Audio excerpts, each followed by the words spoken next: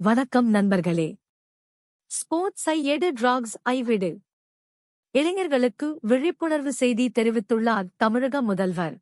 இது போன்ற உடனடி தமிழ் செய்திகளை தொடர்ந்து பெற எங்கள் சேனல் சப்ஸ்கிரைப் செய்து பெல் ஐக்கன் அழுத்துங்கள். உங்கள் ஆதரவே எங்கள் பலம். சென்னை காமராஜர் சாலையில் நடைபெற்ற ஆன்டி ட்ரக்ஸ் ரன் 2026 நிகழ்ச்சியில் கலந்து கொண்ட அவர், போதைப்பொருள் பயன்பாடு இளைஞர்களின் எதிர்காலத்தை பாதிக்கக்கூடும் என்று எச்சரித்தார். விளையாட்டு மற்றும் உடற்பயிற்சியில் கவனம் செலுத்தினால் உடலும் மனமும் ஆரோக்கியமாக இருக்கும் என்றும் கூறினார். இந்த விழிப்புணர்வு மாரத்தானில் பள்ளி, கல்லூரி மாணவர்கள் மற்றும் பொதுமக்கள் உற்சாகமாக பங்கேற்றனர்.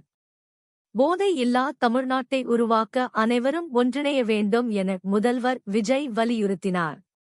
இந்த செய்தி குறித்து உங்கள் கருத்துக்களை கமெண்டில் பகிருங்கள்.